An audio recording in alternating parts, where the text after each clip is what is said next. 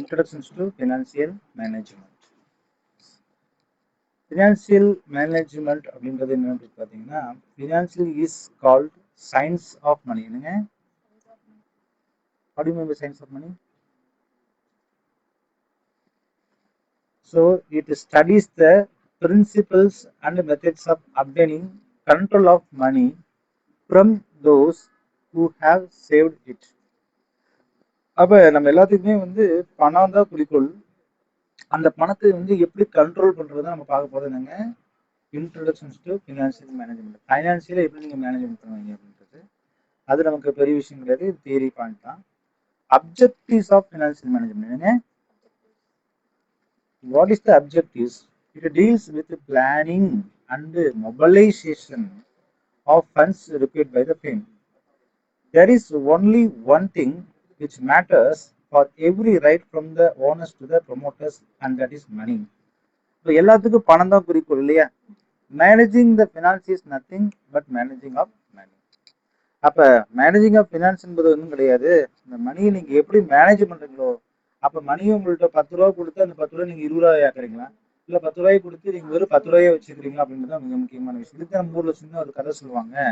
நம்ம எல்லாருமே ஒரு 10,000 ரூபாய் கொடுத்துருவாங்க. என்னங்க, உன் கையில் நான் 10,000 ரூபாய் கொடுக்குறேன், உன் ஃப்ரெண்டு உண்டியில் போடுறான், நீ கொண்டு போய் பேங்க்ல போடுற. என்னங்க, ஒருத்த பேங்க்ல போறான், இன்னொருத்த என்ன செய்யறான், உண்டியல்ல போடுறான். எது பெஸ்ட் நீங்க நினைக்கிறீங்க? ஏன்? Very good. என்னங்க, ஒரு ஸ்டேஜுக்கு அப்புறம் உங்களுக்கு என்ன கிடைக்குதுல, யாருக்கு? பேங்க்ல போட்டவனுக்கு ஒரு வருஷம் கழிச்சு 10,000க்கு என்ன கிடைக்கும், இன்ட்ரெஸ்ட் ஒரு 400 ரூபாய் கிடைக்கும். 4%னா 10,400 ரூபாய். ஆனா உண்டியல்ல போட்ட அவனுக்கு எவ்வளவுதான் இருக்கும்? இதுதான் முக்கியமான கருத்து. என்னது? Managing of money. So finance தெரிஞ்சுக்கணும்னா first how to manage your money. சரி, எனக்கு 10,000 ரூபாய் என்கிட்ட பாதுகாப்பா இருக்குது இல்லை, பேங்க்ல இருந்தாலும் அதே தான் பாதுகாப்பு தான். ஆனா பேங்க்ல போட்ட அமௌண்ட் எவ்வளவா ஆயிடுச்சு? இப்ப ஒரு வருஷம் கழிச்சு 10,400 ஆயிடுச்சு. ஆனா உண்டியில் இருக்கக்கூடிய அமௌண்ட் 10,000 ரூபாய் தான். இது யாரு சிறந்தவர்னு கேட்டா ஏவோட கான்செப்ட் தான் என்ன இருக்கும், சிறந்தவர். என்ன காரணம்? பிகாஸ் ஆஃப் மணி இன்வெஸ்ட்மெண்ட் பண்ண தெரிஞ்சிருக்குது அவருக்கு, அல்லது மணியை அவரு என்ன செய்யறாரு, ஹேண்டில் பண்ண தெரியுது. அப்ப இதுதான் அவங்க என்ன சொல்றாங்க, money managing of finance is nothing but managing of money. அப்ப ரெண்டு அப்ஜெக்டிவ்ஸ் இதுல நம்ம சொல்றோம். என்னங்க, ஒண்ணு ப்ராஃபிட் மேக்சிமைசேஷன் அல்லது மினிமைசேஷன் ஆஃப் லாஸ். ஒண்ணு ப்ராஃபிட் மேக்சிமைசேஷன் அல்லது செலவை நம்ம குறைச்சாவே என்ன ஆயிடும், நமக்கு லாபம் கிடைச்சிடும். அடுத்தது வேல்யூ வெல்த் மேக்சிமைசேஷன்ஸ், அல்லது உங்களுடைய அசலோட வேல்யூ என்ன செஞ்சுட்டே போகணும், இன்க்ரீஸ் பண்ணணும். இது ரெண்டுமே மிக முக்கியமான விஷயம்னு கேட்டா எஸ், மாடர்ன் டே மேனேஜ்மெண்ட்ல இது ரெண்டு முக்கியமானது. ஒன்னு ப்ராஃபிட்டை மேக்சிமைஸ் பண்ணுங்க, அல்லது லாஸை மினிமைஸ் பண்ணுங்க, ஆட்டோமேட்டிக்கா ப்ராஃபிட் கிடைச்சிடும். அல்லது வேல்யூ வெல்த் மேக்சிமைசேஷன் அப்படின்றாங்க. அப்ப இந்த ப்ராஃபிட் மேக்சிமைசேஷன் உங்களுக்கு விளக்கம் தெரியும்னு நினைக்கிறேன். ப்ராஃபிட் மேக்சிமைசேஷன் என்னன்னா, நீங்க ப்ராஃபிட் எப்படி ஏர்ன் பண்ணலாம் அப்படின்றதுக்கு நிறைய படிச்சுட்டு வந்திருப்பீங்க ஸ்கூல் லெவல்ல, காலேஜ் லெவல்ல. ஆனா வெல்த் மேக்சிமைசேஷன் பத்தி நம்ம ரொம்ப கொஞ்சமா தான் படிச்சிருப்போம். எப்படின்னா, ஃபர்ஸ்ட் வாட் இஸ் ப்ராஃபிட் மேக்சிமைசேஷன்? ஒரு பிசினஸ் நீங்க ஸ்டார்ட் பண்றீங்க, அந்த பிசினஸ்ல உங்களுக்கு ப்ராஃபிட் வரணும் அப்படின்னா, அந்த ப்ராஃபிட் வரதுக்காக அந்த பிசினஸ் மேனேஜர் அல்லது பிசினஸ் ஓனர் என்ன செய்வாரு, என்னென்ன விஷயமான ஸ்டெப்ஸ்ல எடுக்கிறாரு, அட்வர்டைஸ்மெண்ட் என்ன பண்றாரு, எங்க பிசினஸ் ஸ்டார்ட் பண்றாரு, எல்லாமே முக்கியம் தானே.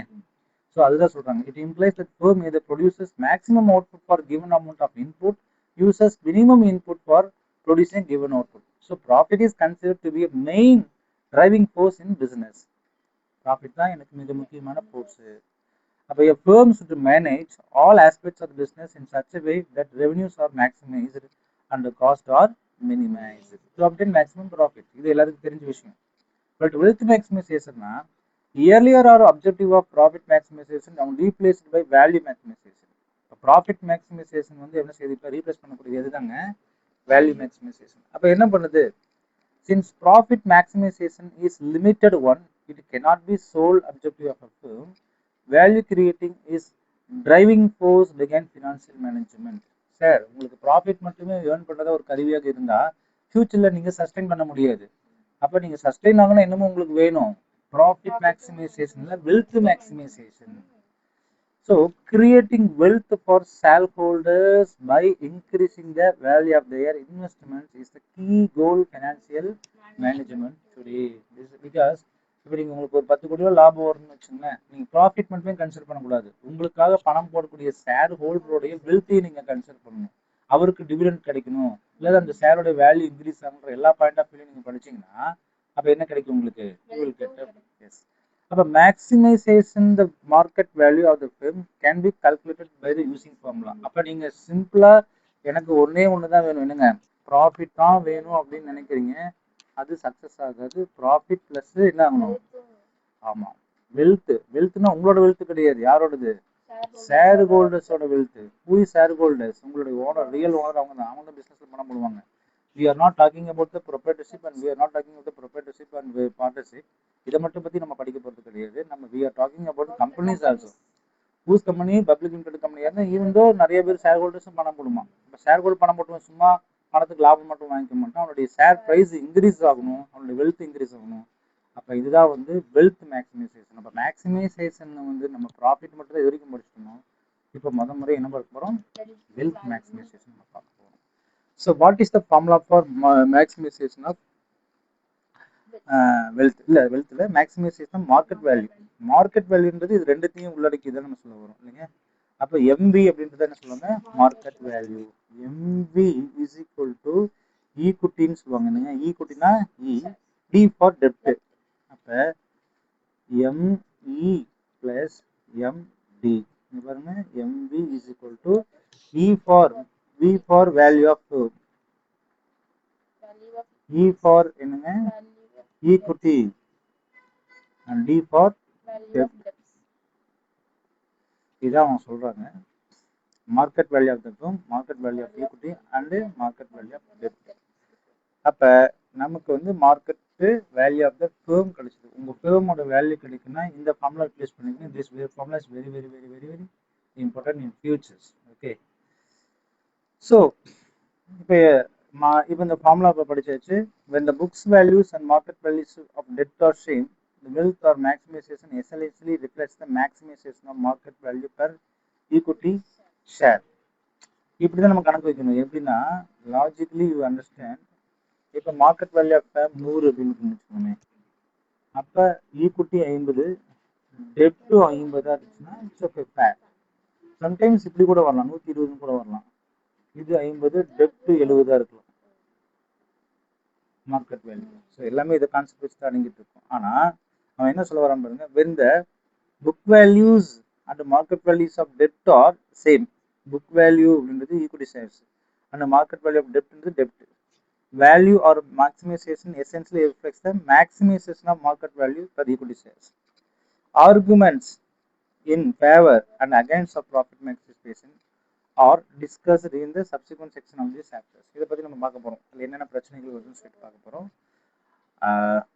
Another objective of financial management is to trade off between risk and return. இப்போ நம்ம பார்த்தது ப்ராஃபிட் மேக்ஸிமைசேஷன், வெல்த் மேக்ஸிமைசேஷன் பார்த்தாச்சு. அடுத்தது வந்து ரிஸ்க் இருக்குது, ரிட்டர்ன் இருக்குது. எங்கெல்லாம் ரிஸ்க் அதிகமாக இருக்குது அங்கெல்லாம் ரிட்டர்ன் அதிகமாக இருக்கும். For this firm has to use economic resources, mainly capital அப்படின்றாங்க. அப்போ பார்க்கும்போது scope and functions of financial management. Financial management is concerned with managing financial resources is most optimal manner. நான் உங்களுக்கு சொன்னேன், so what is a financial management? Financial management is nothing but managing your money தான். அப்போ managing your மணினா நீங்கள் சரியான இடத்துல investment பண்ணீங்கன்னா தான் you will get a more profit இல்லைங்களா? சரி, இந்த இடத்துல scope and functions of financial மேனேஜ்மெண்ட்ல வந்து பார்த்தீங்கன்னா முதல்ல என்ன சொல்றாங்க, இன்வெஸ்ட்மெண்ட் டெசிஷன். என்னங்க டெசிஷன் தான் இங்கே முக்கியமான விஷயம். இந்த modern financial focuses 3 important decision of the film. என்னங்க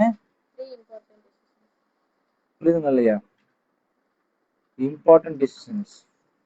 அந்த டெசிஷன் என்னங்க, டெசிஷன் மேக்கிங் சொல்லுவாங்க. நம்ம ஊர் அடிக்கடி சொல்லக்கூடிய வார்த்தை என்னங்க, டெசிஷன் மேக்கிங். அப்போ இங்கேயும் உங்கள் கையில் இருக்கக்கூடிய ஃபேவரான பணத்தை நீங்கள் எதில் இன்வெஸ்ட் பண்ணுறீங்க அப்படின்றது என்னங்க டெசிஷன் சொல்லுவாங்க. அப்போ நம்ம பார்க்க போகிறது இப்போ நம்ம டெசிஷன் சொல்லுங்க. Yes, investment decisions. S.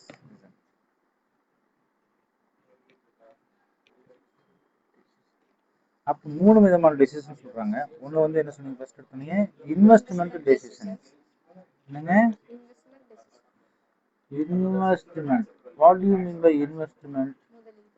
Very good. நம்ம சொல்லக்கூடிய ஒரு வார்த்தை என்னங்க, முதலீடு. நான் வந்து பணத்தை எதுல முதலீடு செய்யறேன் அப்படின்னு தான் முக்கியமான விஷயம். அடுத்து வந்து ஃபைனான்சிங் டெசிஷன். என்னங்க investment decision, financing decision and dividend decision. இது என்ன அப்படின்றது ரொம்ப முக்கியமானது. ஃபர்ஸ்ட் வந்து இன்வெஸ்ட்மெண்ட் டெசிஷன் அப்படின்றது வந்து பார்த்தீங்கன்னா, investment decision of firm includes two main aspects: where to invest and how much invest and invest or amount of investment. என்ன சொல்லி எங்கே நம்ம இன்வெஸ்ட் பண்ண வேண்டியது இருக்குது, எவ்வளவு இன்வெஸ்ட் பண்ண வேண்டியது. அப்போ இதுதான் வந்து நமக்கு மேக்ஸிமைசேஷன் ஆஃப் வெல்த்னு சொல்றாங்க. There are two basic issues involved in investment: evaluation of alternative investment avenues so as to select the best options, monitoring and implementation of the selected investment options. அப்ப நமக்கு கையில பணம் இருக்குதுன்னா, அந்த பணத்தை நீங்க எங்க இன்வெஸ்ட்மெண்ட் பண்ணலாம்னு ஃபர்ஸ்ட் நீங்க என்ன செய்யணும், தீர்மானிக்கணும். அதுல சரியான பதிலா இருக்கணும். அப்ப இன்வெஸ்ட்மெண்ட்ன்றது வந்து என்ன சொல்றாங்கன்னா, where to invest, how much invest. என்னங்க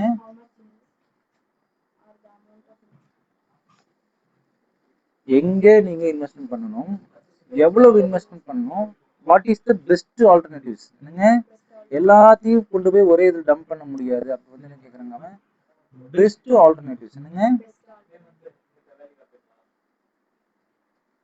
உங்க கையில 10 லட்ச ரூபாய் இருக்குது.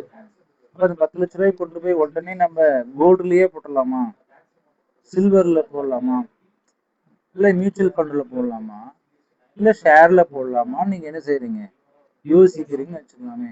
அப்ப இதான் வந்து where to invest, how much to invest. எங்களுக்கு 10 லட்ச ரூபாய் இருக்குது, 10 லட்ச ரூபாயும் இதுலயே 4த்துலயும் போடலாமா, இல்ல எதுல ஒண்ணுல போடலாமா அப்படின்றதா வந்து where to invest, how much invest, what is the best alternatives, எப்படி இப்படிலாம் நான் பண்ண நல்லா இருக்கும் அப்படின்ற கேள்வி. புரியுதுங்களா? Firms needs to focus on optimum utilization of funds with limited resources. நீ எல்லா பணத்தையும் கொண்டு போய் போடுறது புத்திசாலித்தனமா, இல்ல கொஞ்சமா போடுறது புத்திசாலித்தனமா, அதுல எது ஆப்டிமம்னு கேட்கறாங்க. ஆப்டிமம்னா உத்தம அளவு, நீ எந்த அளவுக்கு சிந்திச்சு போடுன்றாங்க. Project with higher return should be selected. எல்லாமே என்ன செய்வோம், ஆஹா சரி இப்போ வந்து நம்ம கோல்டு வாங்கினதான் பெஸ்ட், ஏன்னா கோல்டு தான் வந்து நமக்கு என்ன இருக்குது, ஹை ரிட்டர்ன் கிடைக்குது. அப்போ நீங்க கோல்டு இன்வெஸ்ட் பண்ணலான்றது சரியான பதில் இன்னைக்கு சுச்சுவேஷன். அதாவது 2026 பிப்ரவரியில உட்காந்துட்டு நம்ம பேசணும், சாரி மார்ச்ல உட்காந்துரும். கிட்டத்தட்ட near about we are getting in March இல்லையா. அப்போ we are standing at March 2026. We are telling that is good investments for gold, silver, mutual fund and shares is alternative. எதை வச்சுக்கணும், மெயின் இதுதான். அப்ப அவன் அதுதான் சொல்ல வரான். Need to focus on main thing எது. அப்ப capital budgeting decisions helps in selecting the project with higher profitability and feasibility.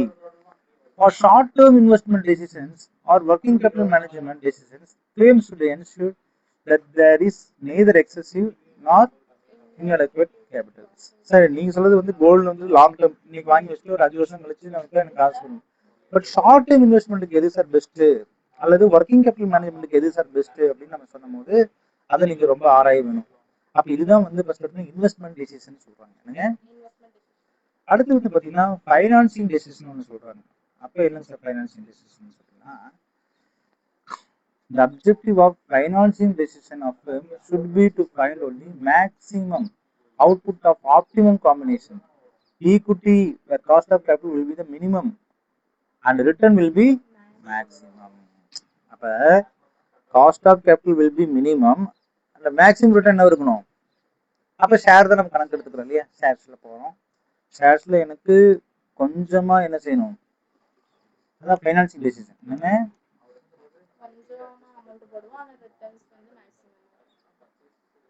அப்ப எனக்கு காஸ்ட் ஆஃப் கேபிட்டல் வந்து குறைவா இருக்கணும், காஸ்ட் ரிட்டர்ன் என்னவா இருக்கும் எனக்கு. புரியுதுங்களா? புரியுது இல்லையா? S. The financing decisions involves decision regarding financing pattern of the firm. என்னங்க? There are mainly two sources of raising finance. Sir இது வந்து உங்க கையில் இருக்கக்கூடிய பணம். இன்வெஸ்ட்மெண்ட் டிசிஷன் அப்படின்றது வந்து you have a money, then you don't know how to invest. But இது வந்து ஃபினான்சிங் டெசிஷன்றது வந்து நான் பிஸ்னஸ் ரன் பண்ணுறதுக்கு எனக்கு பணம் தேவைப்படும். அந்த பணம் நான் ஓன் கேபிட்டலாக போட்டு நான் பிஸ்னஸை ஸ்டார்ட் பண்ணலாமா, அல்லது வெளியே கடை வாங்கி பேங்க்லேருந்து நான் பண்ணலாமா? அப்போ தான் சொல்கிறாங்க there are mainly two sources of raising funds. ஒன்று வந்து இன்டர்னல் சோர்ஸு, இன்னொன்று வந்து அந்த internal source includes to owned fund of the firm, that is share capital. எனக்கு பணம் வேணும்னா share capital, issue of share capital from public will give shares, then automatically I can start business. Whereas external sources means borrowed fund. Sir, எனக்கு பணம் வேணும், நான் என்ன செய்றேன், borrow பண்றேன். எவ்வளவு? Loan from banks and other financial institutions, issuing debentures etc. அப்ப நான் கண்டிப்பா என்ன வேணும், எனக்கு ஃபைனான்சிங் பொறுத்த வரைக்கும் ஷேர் தான். எனக்கு என்னது, இஷ்யூயிங் ஷேர்ஸ் தான். என்னங்க? அப்ப எனக்கு ரெண்டுத்துக்கு வித்தியாசம் இருக்குது. இது வந்து I have money in my hand, I have money in my hand. Financing பொறுத்த வரைக்கும் கடன் தான். என்னங்க? அந்த கடனை எப்படி வாங்குறேன்? ஒன்று இஷ்யூ ஆஃப் ஷேர்ஸ், இன்னொன்று borrowing loans from bank or others. ரெண்டு கூட நான் வாங்கலாம். அப்போ அதான் ரெண்டாவது point. Risk involved in borrowed funds is higher than the risk involved in own funds. ஏங்க லாஜிக்கலா என்ன, என் பணத்துக்கு இது வந்து பிரச்சனை கிடையாது, வட்டி ரொம்ப குறைவா இருக்கும். ஆனால் பேங்க்ல வாங்கினா வட்டி பேர்ல சொல்ற 12% அடமான கடன் சொல்றாங்க. சம்டைம்ஸ் இது 24% வரைக்கும் போகுது, டிபெண்ட் அப்பான் மார்க்கெட்டு. அப்போ எனக்கு என்ன ஆயிரும், என் பணத்துல இருந்தால் எனக்கு பிரச்சனை கிடையாது, வட்டி ரொம்ப குறைவா போடலாம். அல்லது இஷ்யூ ஆஃப் ஷேர்ஸ்னா கூட நான் வந்து யாருக்கு ப்ரெஃபரன்ஸ் ஷேர்ஸ் அப்படின்னு சொல்லுவீங்க. இவங்களுக்குலாம் இன்ட்ரெஸ்ட் வந்து டிஸ்கிரிஷனரி பவர், நீங்க நினைச்சா கொடுக்கலாம் இல்லையா? அப்புறம் டிஸ்கிரிஷனரி பவர் தானே சொல்லுவாங்க அது. ஆனா லோன் வாங்கிட்டா மாசம் எவ்ரி மந்த் நீங்க என்ன செஞ்சு ஆகணும், கட்டிடணும். அப்ப வந்து இது என்ன ரிஸ்க் இருக்குதுன்னா, பேமெண்ட் ஆஃப் இன்ட்ரெஸ்ட் ரிஸ்க் இருக்குது. This is because borrowed funds entirely fixed payment committed like interest. நான் சொன்னேன் இல்லைங்களா, அது வந்துச்சு. அப்ப இது வந்து ஃபிக்ஸ்டு கமிட்மெண்டா இருக்குது. என்னங்க? preference இருந்தாலும் ஃபிக்ஸ்டு கமிட்மெண்ட் தான். So reasonable care should be exercised while deciding upon the capital structures. அப்போ இந்த ஸ்ட்ரக்சர்ஸ் தான் ஃபினான்சியல் டெசிஷன் அப்படின்னு சொல்லுவாங்க. அப்போ இது வந்து இப்போ இந்த பாடத்துக்கு படிச்சீங்கன்னா ஃபைனலுக்கு யூஸ்ஃபுல்லாக இருக்கும்.